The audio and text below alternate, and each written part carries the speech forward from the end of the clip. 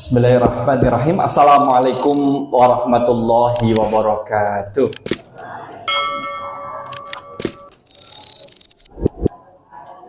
Alhamdulillah alladzi bi ni'matihi tatimmus shalihat. Asyhadu an la ilaha illallah wahdahu la syarikalah wa asyhadu anna Muhammadan abduhu wa rasuluh la nabiyya ba'dah. Allahumma shalli wa sallim ala nabiyyina wa rasulina Muhammad sallallahu alaihi wasallam wa ala alihi wa ashabihi wa man tabi'ahu bi ihsani ila yaumiddin, amma ba'du. Bapak Ibu jamaah rahimakumullah, sehat-sehat Bapak Ibu? Alhamdulillah, alhamdulillah.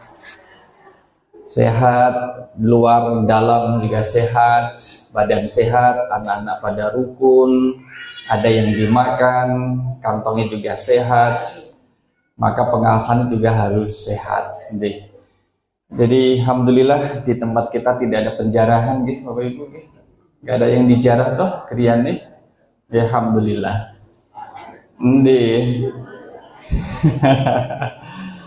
Nah, malam kali ini saya nyiapin materi, alhamdulillah qadarullah tidak ada LCD-nya yang berkaitan dengan ini untuk kita sampaikan kepada putra-putri kita Bapak Ibu. Untuk kita sampaikan pada putra-putri kita, karena yang malam kali ini putra-putrinya belum berkesempatan hadir, orang tualah menyampaikan. Bapak Ibu kalau di rumah jenengan itu merasakan bahagia apa mboten? Kalau di rumah bahagia. Kalau teng masjid bahagia apa mboten? Bahagia. Anak-anak sudah membahagiakan jenengan apa tereng? Anak-anak sudah membahagiakan jenengan apa tereng? Tereng. Pengen dibahagiakan sama anak-anak apa mboten? Pengen. Baik anak masih kecil itu sekiranya bisa membahagiakan orang tua. Termasuk juga kemudian anak yang sudah balik, yang sudah bisa diajak ngobrol, yang sudah bisa diajak berdialog, sharing, itu seyogyanya bisa membahagiakan orang tua. Nah, materi kita malam kali ini adalah waktunya membahagiakan orang tua. Jadi waktunya jenengan bahagia dengan putra-putri jenengan. Kenapa? Mohon maaf, mumpung masih hidup.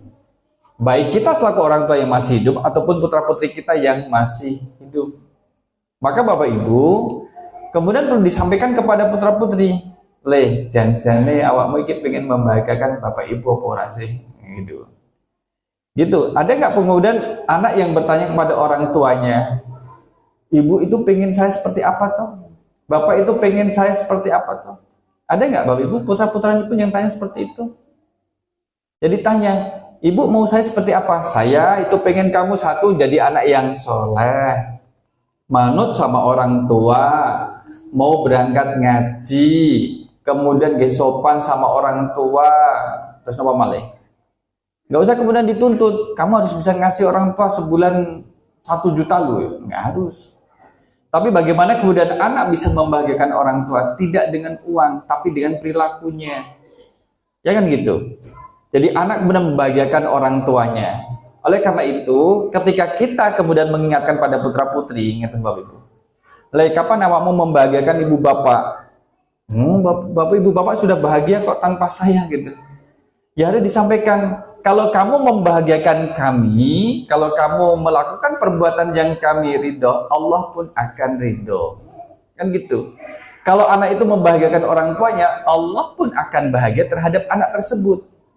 Kalau orang tua itu kemudian merasa ridho dengan perbuatan anak-anaknya, maka Allah pun akan ridho. Maka ini yang mau kita sampaikan dari surah Al-Isra ayat yang ke-23 Bapak Ibu. Jamaah rahimakumullah.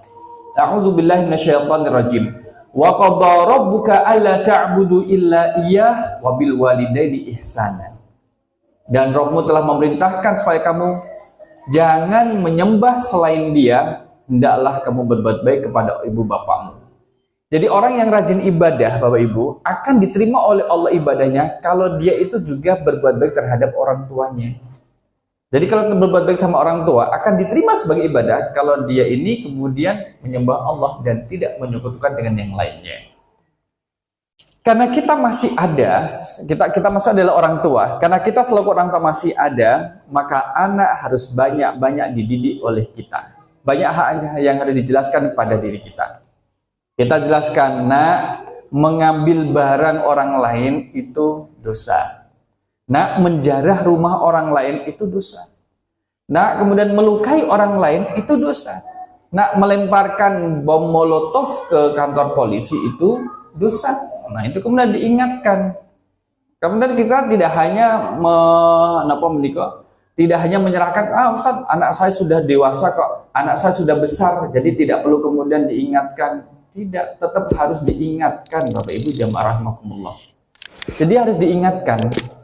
Kalau tidak diingatkan, maka nanti akan menjadi-jadi. Tidak hanya tinggal dijeblok, nanti juga nilainya jeblok. Akhlaknya bisa jeblok. Jeblok itu artinya apa Bapak Ibu? Jeblok. Napa Pak? Biar kan ana sing anu. Bojo. Bijimu piro? 30. Nilaimu jeblok. Jadi kayak mendekati zong, mendekati kosong. Itu kalau di beberapa daerah gitu. Saya tidak tahu kalau misalkan di sini ada makna yang lain. Tapi kemudian bahwa kalau bukan kita selaku orang tua yang mendidik anak-anak kita, siapa lagi? Apakah kemudian kita akan selalu kemudian menyerahkan kepada guru-gurunya? Guru-gurunya juga punya batas waktu untuk kemudian mengajarnya, atau kemudian kepada yang lain. Nah, jamaah rahimakumullah, saya sini ada beberapa contoh nih. Misalkan kemudian bagaimana ada satu video, anak itu sampai ngajak berantem bapaknya gara-gara tidak dibelikan motor. Bapaknya diajak berantem. Nah, misalkan kalau jadi berantem, yang menang siapa kira-kira Pak? Anaknya. Dia anak laki-laki, badannya lebih tinggi dari bapaknya, lebih kuat, dan kemudian lebih sangar dari bapaknya. Dulu ketika anak ini masih kecil, itu nggak berani mau bapaknya kuat. Tentunya tidak ada dari orang tua yang menginginkan punya anak kemudian berani sama orang tua, itu kan tidak ada. Nggak ada tuh Bapak Ibu? Tidak ada. Tidak ada yang demikian. Bahkan kemudian di daerah Probolinggo nih Bapak Ibu, Probolinggo itu Jawa Timur nih. Sampai ada anak berani ngusir ibunya. Kenapa? Ogah ngurus ibunya yang sudah sepuh dan sakit-sakitan. Nah, sekarang kemudian kita masih sehat. Alhamdulillah. Doa-doa kita adalah kemudian anak-anak kita itu akan menjaga kita sekalipun kita sudah tua. Tapi kan perlu dipahamkan Bapak Ibu. Kemudian kalau kita lihat misalkan ada anak udah sampai berebut di Arab itu, kakak beradik itu berebut sampai ke pengadilan untuk merawat ibunya yang sudah sepuh. Ibunya kemudian sedih, terharu, tapi terharu senang. Terharunya, ya Allah, mereka ini anak laki-lakinya, kakak beradik, berebut untuk merawat ibunya. Biar saya aja yang merawat, saya anak yang paling tua. Tidak, saya lebih berhak, saya adalah anak yang lebih kecil. Karena masa bersama dengan orang tua tidak sebanyak kakak yang sudah lama dengan ibu. Saya ingin lebih lama. Gitu, pada berebut. Saya sudah punya penghasilan. Adiknya juga tidak mau kalah. Saya juga sudah punya penghasilan dan lebih cukup dari apa yang dibutuhkan. Saya bisa menjaga ibu. Itu kemudian pada berebut untuk menjaga ibunya. Bapak Ibu jamaah rahimakumullah. Tapi di tempat lain di Indonesia kita pernah melihat 3 orang anak. 1 laki-laki, 2 perempuan. Kemudian mereka bertiga mengantarkan bapaknya ke panti jompo untuk menyerahkan bapaknya agar dirawat di panti jompo. Jadi mereka bertiga ini berdiri di depan bapaknya sampai bapaknya itu kemudian sepuh, itu kayak narik tangan anaknya. Jangan, saya jangan taruh di sini, saya jangan. Gitu. Nek misalkan Bapak Ibu, orang yang sudah sepuh, kemudian dikasih pilihan, milih tinggal bersama anak cucunya dengan keadaan yang sederhana, atau milih tinggal di panti jompo Bapak Ibu. Nek orang tua ditanya seperti itu, milih di mana? Di panti jompo apa tetap di rumahnya? Di rumah. Selama anak itu melakukan perbuatan yang baik, orang tua masih nyaman di rumah. Tapi mohon maaf deh Pak, kita hanya bisa makan sehari 4 kali. Ya apa-apa. Sehari 4 kali gak apa-apa. Biasanya berapa kali? Nah, biasanya banyak, 5-6 kali gitu. Gak apa-apa, sederhana. Anak kalau misalkan berbuat baik sama orang tuanya, memahamkan pada orang tua, mohon maaf Bapak Ibu, kita makan sederhana ya. Makan misalkan lauknya sederhana, sayurnya sayur bayam, sayur kunci. Nanti kemudian lauknya bisa tempe, bisa tahu, pisang bandeng goreng. Gak apa-apa nak. Bapak Ibu ridho kok, Bapak Ibu kemudian senang kita hidup sederhana, memang semampunya kita seperti ini. Itu lebih senang Bapak Ibu. Daripada kemudian perilaku yang tidak baik dari anak kepada orang tua. Kadang orang tua memilih, bisa nggak saya diantar ke panti jompo? Ya, tak antar sekarang aja, tak antar. Nggak usah lama-lama, sekarang aja tak antar gitu. Malah orang tua nggak kerasan tinggal di rumah anaknya, yang itu dulu adalah rumahnya orang tua itu, kemudian dipakai sama anaknya. Nggak kerasan karena perilaku anak dan cucunya dan juga menantunya tidak baik terhadap dirinya. Ini kalau seseorang yang membahagiakan orang tuanya akan merasa bahagia di hidup berikutnya. Tapi kalau anak kemudian pernah menyakiti orang tua Bapak Ibu, itu pun nggak akan bahagia. Maka kalau kita perhatikan, jemaah rahimakumullah, sehebat-hebatnya orang lain mendoakan anak kita, itu tidak bisa lebih hebat dari doa kita terhadap diri mereka selaku orang tua. Maka kalau kita tanya, kan orang tua itu tidak hitungan kalau mendoakan anak, gitu. Tapi kemudian kalau misalkan kita tanya, nah hari ini sudah mendoakan orang tua belum? Oh iya ya, belum. Kadang gitu. Oleh karena itu jamaah rahimakumullah, saya misalkan selaku anak akan kemudian mendoakan orang tua. Saya selaku orang tua kemudian mengingatkan kepada anak-anak untuk mendoakan orang tua. Jadi terus ada hubungan timbal balik antara orang tua dengan anaknya. Nah, meskipun kita tinggal di daerah sini, tapi tetap harus menjaga keharmonisan dalam rumah tangga. Intinya adalah jangan bantah orang tua.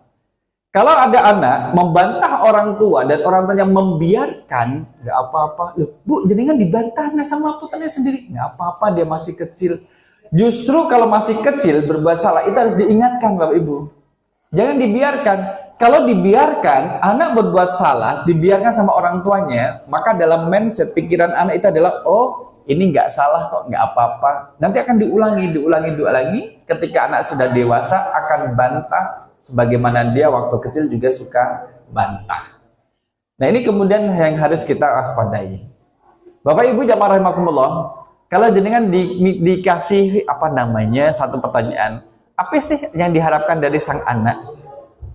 Nah sini ada Mas Muflih kan masih anak. Jadi apa sih harapan orang tua terhadap anaknya? Pengen apa tuh Pak? Punya putra itu yang diharapkan orang tua dari putranya itu pengen apa tuh? Coba jenengan sebutkan. Pengen apa Pak? Meneruskan kebaikan yang diharapkan oleh orang tua. Pengen apa? Pengen punya anak yang nurut, anak yang berbakti, anak yang mendengarkan perkataan orang tuanya, anak yang suka bantu orang tuanya, anak yang suka nabung. Itu kan harapan orang tua macam-macam Bapak Ibu. Ada yang kemudian orang tua berharap, nak, kalau bisa nanti kamu melanjutkan sekolah ya. Orang tua menginginkan anaknya sekolah, tapi kemudian anaknya nggak mau sekolah gitu. Jadi dijelaskan, nah tantangan sehari-hari ini beda dengan tantangan 5 tahun yang akan datang. Ayo sekolah, mumpung bapak masih mampu membiayai kamu sekolah. Mumpung ibu masih mampu membiayai kamu sekolah. Nah ini kan harus dijelaskan. Jadi kalau misalkan, mohon maaf, orang tua kemudian membiarkan, Ustaz, anak saya nggak mau sekolah kok, dia milih nganggur di rumah, sibuk dengan dunianya, dengan gadget, teleponnya dan sebagainya. Kalau itu dibiarkan Bapak Ibu, 10 tahun yang akan datang, ya kita tidak tahu. Orang tua kan maunya memberi bekal, ayo sekolah. Kalau kamu tidak sekolah, kamu nanti seperti apa? Minimal kan orang tua gitu. Ayo minimal kalau kamu lulus SMA. Orang tua yang masih mampu, yuk minimal kamu dibekali S1. Jadi kalau orang tua sudah memberi bekal ilmunya, biar nanti anak yang melanjutkan kepada jenjang yang lebih tinggi untuk mencari hal-hal yang lebih baik untuk dirinya. Oleh karena itulah jamaah rahimakumullah, kebaikan anak kepada orang tua yang dilakukan hari ini itu adalah akan menjadi kecemerlangan anak di hari yang akan datang. Siapa yang anak kemudian dalam hari-harinya membahagiakan orang tua, maka di saat anak ini dewasa, dia akan dibahagiakan oleh Allah Subhanahu wa Ta'ala. Tapi kalau sebaliknya, ya akan terjadi. Anak yang bikin runyang orang tuanya, kemudian bikin orang tuanya susah, dia akan disusahkan oleh Allah Subhanahu wa Ta'ala. Maka ada satu penelitian gini Bapak Ibu. Ibu bapak yang masih punya anak kecil 3, 4, 5, 6 tahun misalkan, kalau di rumah suka bantu-bantu apa buatan Pak? Ibu-ibu kalau punya anak perempuan, kemudian ketika jenengan lagi masak, itu anak perempuan, mohon maaf, suka ngerecohi masak apa buatan? Pengen bantu, Bu pinjam pisaunya tak bantu buat motong-motong berambang dan sebagainya. Kalau misalkan anak laki-laki, bapaknya kemudian lagi bersihin taman, kemudian ngerecohi, artinya adalah membantu. Itu hal yang positif Bapak Ibu. Udah nggak usah bantu karena lo kamu duduk sana lo kamu main HP. Itu menurut saya pribadi itu malah nggak bagus. Anak mau bantu, tak bantu Bu ya nggak usah sana kamu sana aja main-main sama temanmu. Justru kalau dia mau membantu itu kan ada rasa empati. Maka anak yang suka bantu orang tua entah beres-beres kamar atau membereskan mainannya atau membantu mencuci piring, atau yang perempuan bantu masak, atau yang anak cowok itu kemudian bantu memindahkan pasir, mindahkan batu bata yang kecil-kecil, atau bantu yang lainnya, itu kasih mereka tempat Bapak Ibu, kasih mereka ruang.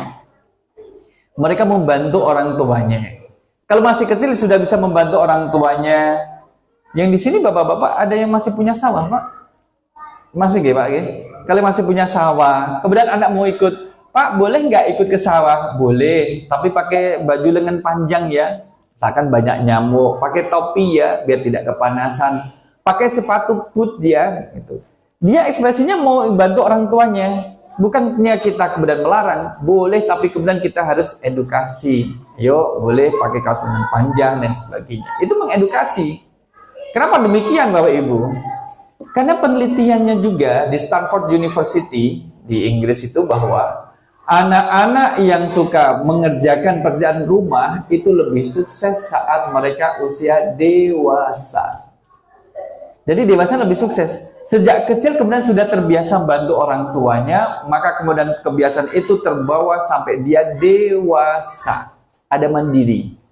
Tidak suka merengek, tidak cengeng, kemudian tidak mudah menyerah.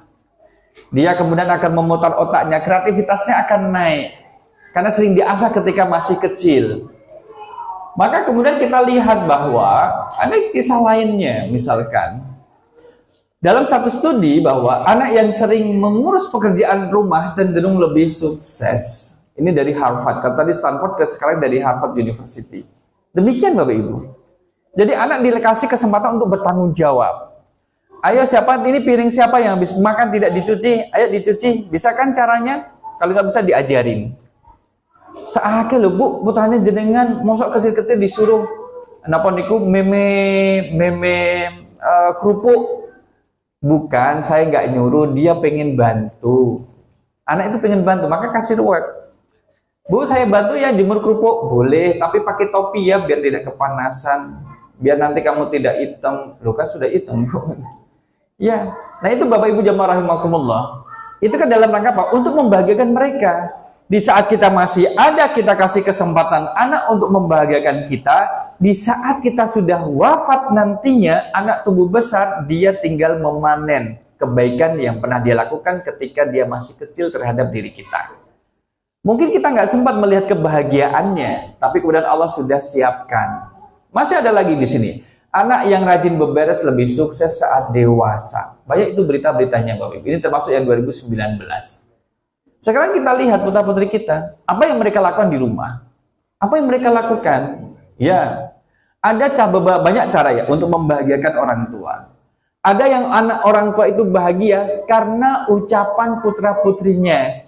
Bu, saya berangkat dulu ya, berangkat ngaji dulu ya. Hanya dengan pamit itu orang tua sudah merasa senang. Alhamdulillah ya Allah, dia mau menghargai saya sebagai orang tuanya. Dia tahu bagaimana adab izin, minta izin keluar, minta izin mau ngaji. Pak, saya kuliah dulu Pak ya. Itu kan membahagiakan orang tua dengan ucapan. Ada yang benar membahagiakan orang tua dengan perbuatannya. Jadi tidak bikin aneh-aneh di luar, itu sudah membahagiakan orang tua. Ada nggak sistem mereteli motor? Motor dipreteli, ngertos Pak? Entah itu kemudian deknya dicopot, dibuat dipreteli sehingga jadi kurus itu motornya. Kalau seperti itu kan perlu orang tua tanya, Nang, kenapa motormu mak preteli, tambah kurus kayak gitu? Iya tadi praktek di sekolah, kan anaknya di otomotif. Tadi praktek belum sempat membalikan. Oh gitu. Karena kondisi. Tapi nanti dikembalikan ya. Itu dek-dek sebagainya biar tertutup, biar kemudian tidak kurus, kelihatan tulang-tulang motornya. Dia Pak, insya Allah. Berarti dia masih ada sifat baik. Kenapa motormu kamu preteli? Kayak gitu. Ya biar gaya lah. Nah itu harus diedukasi. Apa yang didapatkan dengan mereteli motor biar gaya? Ada anak yang kemudian membahagiakan orang tua dengan cara perbuatannya, tenaganya yang kemudian didedikasikan. Sudah Bapak duduk saja biar saya mengangkat barang-barang ini, saya menurunkan barang ini, saya menaikkan barang ini ke kendaraan. Itu juga membahagiakan orang tua. Maka di saat orang tua itu merasa bahagia dengan anak-anaknya, dengan perbuatannya, kan selalu mengalir doa. Mengalir doa untuk anaknya, ya Allah, anak di hari ini anak saya membahagiakan saya, ya Allah, bahagiakanlah kehidupan dia, ya Allah. Bahagiakanlah keluarganya nanti, ya Allah. Rawatlah kebahagiaan ini, ya Allah. Atau kemudian ada membahagiakan orang tua dengan cara perawatan ketika orang tua sudah lansia. Ngapunten, khusus untuk bapak-bapak. Bapak-bapak kalau misalkan kita laki-laki, bapak-bapak mulai merasa suka capek, lebih suka capek, nggak kuat, itu usia berapa nggih, Pak? Nggak kuat jalan itu kalau udah usia pinten? Kalau untuk laki-laki. Tidak kelihatan di masjid, kan nggak kelihatan di masjid, sudah sepuh, anjing. Hitung dosa, tersekian. Wolong dosa tesih. Wolong dosa. Capek nggih? Ditambah wolong dosa gangsal, tersekian. Tesih ya. Nek ibu-ibu ngapunten, nek mpun sepuh, mpun mboten saged melampah niku ya soalnya pinten nggih. Sangang dosa, Bu. 76, ibu kami wafat 76 usianya. Nek bapak 60-an, 60 pinten. Jadi mumpung sekarang ini kita masih baik. Nanti kalau di saat sudah lansia, ngapunten nggih. Kalau kita dikasih nikmat Allah sampai umur panjang, otomatis kan fisik kita kemudian menjadi lemah. Kita menyadari itu. Di saat sudah lansia, ternyata anak itu masih bisa menghargai. Anak masih menghargai, tidak marah-marah, menghargai. Ngapunten. Kadang kemudian orang tua kalau makan, itu kemudian kalau membuang, itu kan sembarangan buangnya. Dikira itu masih tanah, ternyata itu masih di ruang tamu kan keramik, kemudian bersih. Kadang makannya dibuang aja. Karena anak paham bahwa ini orang tuanya sudah lansia, ada tidak sekuat dulu lagi. Kalau misalkan makan, kemudian nggak suka dibuang di bawah, nggak usah dimarahin. Karena memang itu karakternya. Sekarang kita bercerita, mohon maaf, boleh jadi besok kita juga kemudian demikian. Kita sudah nggak mikir keramik, nggak mikir tempat bersih. Sebisanya, maunya melempar keluar rumah. Karena ada misalkan mau dibuang di luar, nggak kuat tenaganya. Nah, kalau anak yang memahami kayak gitu, Bu, kalau tidak suka jangan dibuang, taruh di sini loh Bu, tak buatkan tempat ini, taruh di sini ya gitu. Nah dia akan taruh situ. Sudah dikasih tahu kadang mau dibuang lagi. Anak yang paham hormat terhadap orang tuanya, dia menahan diri untuk tidak marah. Kadang tidak marah. Tapi kalau nggak kuat Bapak Ibu, itu ujian. Maka orang tua kita Bapak Ibu, dalam diri kita ini adalah pintu surga bagi anak-anak sekaligus pintu neraka bagi mereka. Kita itu. Jadi kalau anak kemudian membahagiakan orang tuanya, ibaratnya anak ini mendekatkan diri terhadap pintu surga. Anak yang kemudian menyakiti orang tuanya, ya jadi menjadikan orang tua sebagai pintu neraka bagi dirinya. Maka ketika mohon maaf kita merasa tersakiti, ada orang tua ya yang merasa tersakiti oleh anaknya, sampaikan, nak, ibu nggak terima kamu katakan seperti itu. Kamu ngata-ngata ibu nggak terima. Wah memang ibu kayak gitu kok. Oh semakin menjadi-jadi. Kalau anak yang khilaf dibilang, nak, bapak nggak terima kamu bilang bapak ini kemudian mengata-ngatai dengan kata yang dibagus. Mohon maaf Pak, mohon maaf. Kalau dia minta maaf, berarti kan dia merasa khilaf dan dia insaf. Ya jangan ulangi lagi ya, jangan lagi. Mohon maaf Pak, mohon ridhonya, mohon dimaafkan. Karena kalau dibiasakan, orang tua merasa sakit hati karena perilaku anaknya dan itu dianggap biasa saja, maka yang membalaskan Allah membalas terhadap anaknya. Ya Allah, kenapa anak saya hidupnya susah kayak gini ya Allah? Hujannya terusan gitu. Ternyata kalau diingat-ingat, oh iya, dulu anak ini, anaknya yang sekali ini sudah berkeluarga, punya suami, punya istri, punya anak, hidupnya susah. Ternyata dulu sering menyusahkan hidup orang tuanya dan orang tuanya membiarkannya. Ya orang tuanya tidak ridho, teman wes tak nengge wae lah, aku disakiti opo-opo daripada tak elengke malah mureng-mureng tambah jadi-jadi. Nah itu. Maka sejak kecil Bapak Ibu, anak ketika kecil, bukan membentak ya, ditegasin. Jadi perlu ditegasin, salah katakan salah, kemudian kasih tahu yang benar mana. Jadi biarkan. Jangan taruh benda itu di situ di atas meja, terus taruh mana? Terserah tapi jangan di situ, pikirin dewe. Nah, kan kita anak nggak mikir. Jangan taruh di atas meja ya. Ini mejanya ini meja kaca. Kalau dikasih benda mainan seberat itu nanti bisa pecah. Naruhnya di mana? Itu loh di meja yang pakai kayu boleh. Nah kan gitu. Ini tidak boleh, yang boleh di situ. Ini salah, yang benar ini. Jadi anak ditunjukkan, jangan ditunjukkan kamu itu salah. Terus yang benar gimana? Pikir dewe. Nah, disuruh mikir dewe. Kan malah nggak kena nantinya. Oleh karena itulah kemudian kita selaku orang tua harus lebih pintar daripada anak kita dalam hal kehidupan dan juga dalam hal ya menjalani kehidupan ini. Oleh karena itu orang tua jangan ngajarin anak berbuat salah. Pernah kemudian kita singgung bahwa masa orang tua kemudian menyuruh anaknya, "Do itu loh di kamarmu gantung itu jahenya digantung." Nopo, awakmu kan lagi meteng hamil. Biar janinmu tidak diambil sama makhluk halus, kamu gantung jahe di dalam kamar. Hubungannya apa, Bu? Dan itu terjadi. Dia terjadiannya di Jogja, tapi dia bukan orang Jogja, cuman datang ke Jogja. Nah, kemudian yang kita tahu bahwa ya dia backgroundnya background dokter. Tapi kan yang nyuruh orang tuanya. Ya kita aja berpikir, mungkin nggak gimana caranya jahe itu menghalangi makhluk halus agar tidak mengambil janinnya. Nyambung? Nggak nyambung. Makanya di dalam surah Luqman ayat yang ke-15 itu, a'udzubillahi minasyaitonirrajim. Wa in jahadaka 'ala an tusyrika bima laisa laka bihi ilm fala tuti'huma.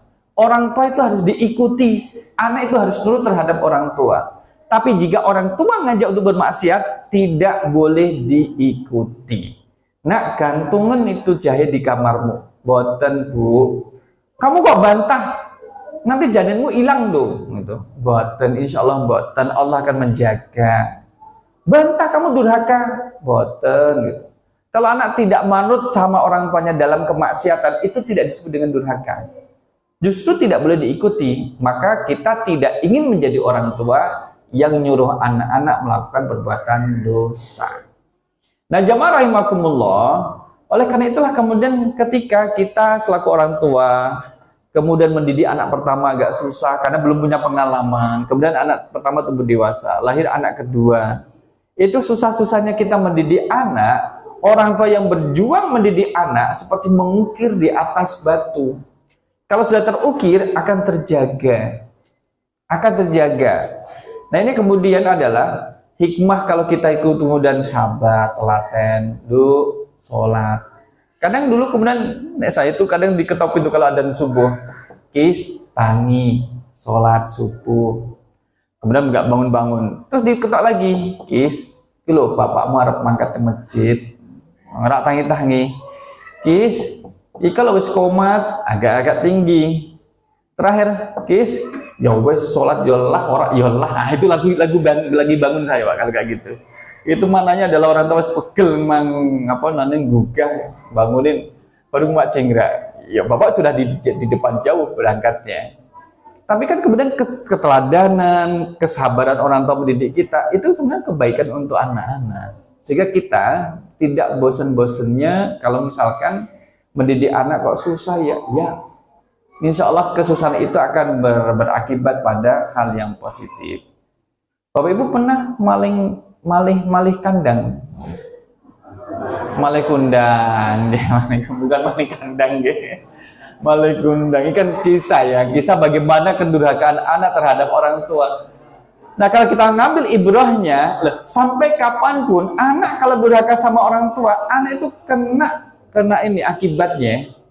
Kena akibatnya Bapak Ibu jamaah rahimakumullah. Maka disebutkan hadis dalam riwayat riwayat Hakim, babani muajjalani uqubatu ma fid dunya al-baghy wal uquq. Ada dua perbuatan yang kemudian Allah cepatkan azabnya, siksanya, balasannya di dunia. Satu adalah al-baghyu, berbuat zalim. Yang kedua adalah al-uquq, durhakanya anak terhadap orang tua. Itu akan disegerakan, Bapak Ibu. Katakanlah salah satu kisah, kenapa ya dia itu kok suka meminta-minta? Mintanya tuh nggak ada jam-jaman, minta terus. Kalau perlu 24 jam tuh meminta-minta. Bahkan sudah sepuh juga masih minta-minta. Sudah punya barang banyak masih minta-minta. Karena kalau saya tanya sama orang tua, kenapa sih kok suka minta-minta? Oh, dulu dia kayak disumpahi sama orang tuanya. Tak tungakno kue nurut-nurut dalan, jaluk nurut-nurut dalan. Tak doain kamu akan meminta-minta sepanjang jalan. Maka pekerjaan anak itu ada minta sedekah sampai hafal. Jadi ketika saya masih kecil jam 2 itu aja ngetok pintu. Ketok-ketok pintu, nyebut nama bapak, nyebut nama ibu, minta sedekah. Terus saya mikir, ini siapa kok tahu nama bapak, nama ibu? Berarti kan bukan orang asing. Sampai kemudian dia dibuka pintunya, itu jam 2 pagi, jam 2, jam 3 pagi. Ngapain? Masih malam-malam. Saya sok wae, besok datang. Saya minta-minta, kenapa sih Pak kok suka minta-minta gitu? Iya, dulu katanya disumpahi sama ibunya. Dia mengata-ngatai ibunya, kemudian disumpahi. Kamu akan nurut-nurut jalan. Nanti sepanjang jalan minta-minta. Padahal juga termasuk yang mampu.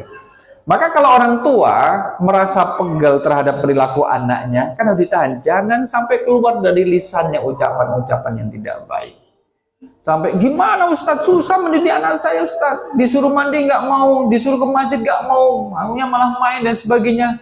Ya tidak, tak doain kamu jadi bupati Bantul, kan bagus lah gitu ya. Siapa ngerti dari jeblok nanti keluar setelah lailas bupati Bantul, bisa jadi. Tapi kemudian kita mengolah rasa kemudian pegel, rasa kemudian marah menjadi perkataan yang positif, bukan sesuatu yang mudah, Bapak Ibu. Tapi kalau kita niatkan, kita tahan, seperti itu. Maka Syekh Sudes, imam besar Masjidil Haram, itu dulu dalam kisahnya dikisahkan, Allahu a'lam, ketika dia masih kecil, ibunya sudah masak untuk tamunya, dia datang bawa pasir, dilemparkan ke masakan ibunya, pasir yang digenggam tadi, jadi nggak bisa dihidangkan untuk tamu. Sudes, tak doain kamu jadi imam besar Masjidil Haram, Allah kabulkan setelah sekian tahun. Dia kabulkan sekian tahun, Bapak Ibu. Tapi bagaimana mengolah rasa marah itu kemudian menjadi kata-kata yang baik.